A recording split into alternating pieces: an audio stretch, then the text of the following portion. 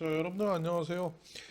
오늘 배울 것은 인다이렉트 컨트롤인데, 인다이렉트 컨트롤은 뭐냐면 우리가 게임을 전체적으로 봤을 때 이 게임이 사람을 어떻게 느끼게 만들고, 또 어떤 걸 상상하게 만들고, 또 어떤 행동을 할 수 있게 만드는가 하는 것에 대한 얘기고, 그걸 어떻게 잘할 수 있는가 하는 것을 보는 것입니다.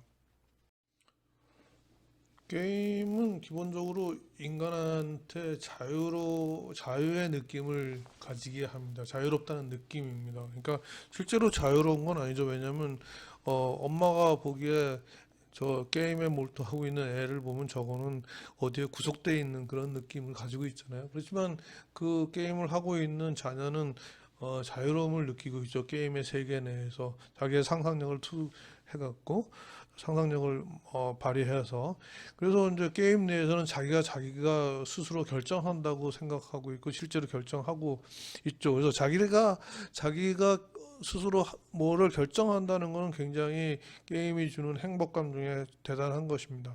그래서 게임에서 주는 행복을 크게 이제 세 가지로 우리가 얘기를 하면 첫 번째는 컨피던스.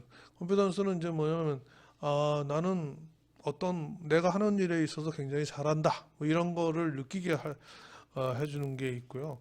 또 하나는 내가 자유롭게 뭐를 할 수 있다라는 것. 그리고 또 한 가지는 자유롭게 여러 사람들과 우리가 어, 서로 관계를 맺고 인연을 맺고 지낼 수 있다라는 것이 게임에서의 중요한 세 가지 팩터입니다. 자유도라는 면에서 게임은 자유로운 미디어입니다. 그러니까 그거를 우리가 콜드 미디어라고 하는데 한 미디어는 어떤 거냐면 이미 꽉 짜여서 내가 개입할 여지가 없는 미디어를 한 미디어라고 합니다. 예를 들어서 고어의 그림. 고어가 일단 그림 그려놨잖아요. 나는 개입할 도리가 없습니다. 그냥 그거를 즐기는 것밖에 없는 거죠. 영화도 마찬가지죠. 영화가 플레이 되는 동안 나는 영화관에 가만히 앉아 있어야 되는데 게임은 그렇지 않죠. 게임은 언제나 자기가 어떤 행동을 자유롭게 할 수 있습니다. 자, 근데 그 게임 자유로움에서도 지금 게임 내에서 내가 어떤 제약을 느낄 때가 있는가. 예를 들어서 요 틈에서 빠져나오지 못해서 제약을 느낄 수도 있겠죠. 내가 어떤 기술을 알아야지 빠져나올 수 있는데 기술을 모르면. 자, 그리고 또 자유도 면에서 더 자유롭게 느끼게 할 수 있느냐 또 자유가 또 너무 과도해도 사람들은 피곤함을 느끼거든요. 그래서 그런 것들이 적절히 조절되어 있는가 하는 것이 중요합니다. 자, 그래서 게임에서 게임 디자이너가 생각하는 대로 플레이어들이 느끼고 행동하고 상상할 수 있게 하는데 이제 다음과 같은 도구를 씁니다. 첫째, 제약을 둡니다. 그다음에 목표를 주고 그다음에 인터페이스들을 제공하고 그다음에 뭐 시각적인 설계를 하고요. 그다음에 어떤 캐릭터를 제공하고 그리고 음악을 이용해서 우리가 인다이렉트 컨트롤을 할 수 있습니다.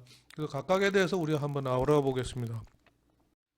인다이렉트 컨트롤의 첫 번째 방법은 제약입니다. 어떤 제약을 두는 거예요. 여기서 자, 그냥 컬러를 골라라. 이렇게 해갖고 빈칸을 쓴 경우 또 똑같이 또 컬러를 골라라. 그리고 세 가지 레드, 블루, 그린 뭐 이렇게 준 경우하고 둘 다 뭐냐면 자유를 줬죠. 컬러를 어, 선택할 수 있는. 그렇지만 두 번째에 있는 것은 두 번째는 컨스트레인트를 주고 자유를 준 겁니다. 그래서 자유가 많은 것이 좋으냐?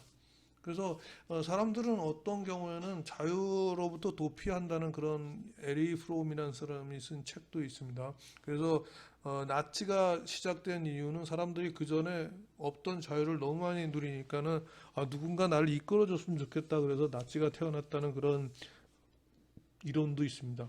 자, 그러면 뭐 베스킨 라빈스처럼 31이 적당한 초이스의 수냐. 그래서 그런 것들을 뭐 연구를 많이 했대요. 그랬더니 대개는 한 6개 정도가 좋다고 그래요. 초이스는. 지금 위에 있는 빨강, 노랑, 빨강 세 가지 색깔은 좀 세 가지는 좀 적고 한 6가지 정도에서 선택하면 이거는 적당하게 내가 자유가 있고 이게 과도한 정도는 아니다 이렇게 느낀다고 합니다. 인다이렉트 컨트롤 방법 두 번째는 이제 goal을 주는 겁니다. 목표를 주는 건데 지금 이 밑에 있는 그림이 이제 게임 디자이너한테 굉장히 퍼퓰러한 어떤 예인데요. 그러니까 그 화장실 변기에다가 파리를 하나 그려 놓음으로 해갖고 그쪽으로 목표를 가지고 하기 때문에 오줌이 밖으로 안 튀게 한다 뭐 이런 것들인데, 그래서 이렇게 깔끔하고 달성 가능한 목표가 플레이어에게 행복을 준다고 그래요. 또 디자이너 입장에서도 이제 어떤 부담이 줄어드는 그런 게 있습니다. 예를 들어서 지금 뭐 몬테칼로 그 도시에서 카레이싱을 한다 이랬을 때 그 몬테칼로 도시를 전체를 우리가 어, 만약에 투어라면 시티 투어, 몬테칼로 시티 투어라면은 우리가 전체를 디자인해야 되지만 카레이싱이라 그러면 카레이싱 하는 그 길만 디자인하면 되잖아요. 그래서 디자이너의 부담도 줄 수 있습니다. 목표를 어떻게 좀 더 세분화함으로써. 근데 이제 주의할 것은 뭐냐면 플레이어가 자유도가 줄어드는 거를 느끼게 하면 안 되죠. 그러니까 시티 투어 게임인데 카레이싱에 그 어떤 환경을 주면은 어떤 길은 못 가게 돼 있는 거잖아요. 그래서 그런 것은 자유가 줄어드는 느낌일 수 있습니다. 그래서 목표를 두는데 금방 얘기한 것처럼 깔끔하고 달성 가능한 목표를 두는 것이 좋다. 자, 세 번째 방법은 인터페이스를 이용하는 겁니다. 인터페이스는 지난 시간에 우리가 배웠듯이 피지컬 인터페이스하고 버추얼 인터페이스가 있습니다. 그래서 예를 들어서 지금 락스타인 경우에는 피지컬리 기타가 주어지고 그 기타에 어떤 센서를 달아갖고 게임이랑 연결하는 그런 방법을 우리가 생각할 수도 있고요. 버추얼 인터페이스에서는 이제 아바타를 선택함에 따라서 플레이어 옵션이 달라지는 것이 이제 버추얼 인터페이스에 속할 수 있죠. 그래서 아바타의 능력치가 예를 들어서 뭐 파워가 더 좋은 사람이 있고 뭐 그러니까 총알을 맞아도 안 죽는 게 있고 뭐 이런 옵션들에 따라서 어떤 인터페이스가 달라질 수 있습니다. 자, 네 번째 방법은 우리가 비주얼 디자인으로 하는 것입니다. 그래서 실제로 우리가 눈으로 볼때 실제를 보느냐 이런 것들은 철학자들한테 굉장히 중요한 어떤 철학적인 주제일 수 있는데, 우리 게임에서 레이아웃을 어떻게 하느냐에 따라서 플레이어를 유도할 수 있습니다. 지금 알라딘이란 게임이 있어요. 알라딘의 매직 카펫. 그러니까 그런데 지금 이 게임에서 우리가 이제 이게 VR 게임으로 만들었는데 플레이어들을 어떻게 하고 싶으면 저 가운데에 있는 문으로 가게 하고 싶어요. 근데 그거를 가운데 문으로 가시오 뭐 이런 식으로 하는 게 아니고, 어떻게 그러면 그 텍스트 같은 걸로 하지 않고 해결할 수 있는가 많은 고민을 했는데, 해결 방법은 이거였어요. 가운데다가 빨간 카페트를 하나 까는 거예요. 그렇게 함으로써 여기 나와 있는 것처럼 90% 플레이의 90%가 저 빨간 카펫을 통해서 우리가 원하는 문으로 들어갔다고 합니다. 근데 이 게임을 또 이제 멀티플레이어 게임으로 만들어 갖고 이번에는 상당한 수는 그 가운데로 가지만 일부는 또 다른 문으로 들어갔으면 좋겠다 이런 요구가 있었습니다. 그럴 때도 마찬가지로 저렇게 빨간 선을 그음으로써 사람한테 명령한 것도 아닌데 자유롭게 판단해서도 보통 저쪽 문으로 가는 비율이 1대 2대 1 정도로 플레이어들이 플레이를 했다는 것입니다. 그래서 이런 식으로 텍스트로 명령을 하지 않고 사람들이 그러니까 자유를 제한받는다는 느낌을 안 갖고도 스스로 판단해서 했다고, 자유를 가지고 판단했다고 생각하면서도 어떤 행동을 하게 하는 것이 지금 인다이렉트 컨트롤의 목표인데, 이게 비주얼 디자인이 그 중에 큰 방법 중에 하나입니다. 또 다른 방법은 이제 캐릭터를 이용하는 방법인데요. 플레이어가 이제 그 게임에서 만나는 캐릭터에 따라서 어떤 때는 그들한테 이제 복종하고 어떤 때는 그를 보호하기도 하고 도우기도 하고 또 파괴하게도 돼 있습니다. 그게 이제 스토리텔링을 어떻게 할 거냐 하는 문제인데, 그 중에서 우리가 좀 흔히 만나지 못한, 사용하지 않는 게 이제 도움이라는 것이에요. 그러니까 누구에게 지금 공감을 하게 되면 우리는 도우려는 그런 의사가 굉장히 많다는 것. 사람들이 뭐 기본적으로 선하다는 어떤 생각입니다. 그래서 여러분들 게임 중에 힐러가 있죠. 이렇게 이 사람은 전투에 참여하지는 않지만 전투에서 다친 사람을 고쳐주는 뭐 그런 기능을 하는 것이 그런데 해당한다고 할 수 있습니다. 그래서 도움이랑 관련된 것들도 이렇게 이제 몇 가지 우리가 게임 디자인할 때 생각해 볼 것들이 있습니다. 지금 게임에서 우리가 캐릭터를 이용했다고 하지만은 영화나 연극계에서는 그런 식으로 하는 걸 우리가 페르소나라고 많이 얘기를 합니다. 그래서 이거는 실제 자기 자신은 그렇게 행동하지 않지만은 연극에서 어떤 거기에 나오는 등장 인물을 통해서 자기가 나타내고 싶은 걸 나타내는 걸 얘기하는데, 영화에서 이제 감독하고 배우하고 그런 관계들이 있는 분들이 많이 있어요. 그래서 뭐 여러 가지 지금 있지만 가장 눈에 띄는 거는, 우리가 봉준호 감독은 항상 송강호 배우를 써서 자기의 어떤 어, 영화의 어떤 특성을 잘 나타내고 있죠. 요번에 기생충에서도 그랬지만은.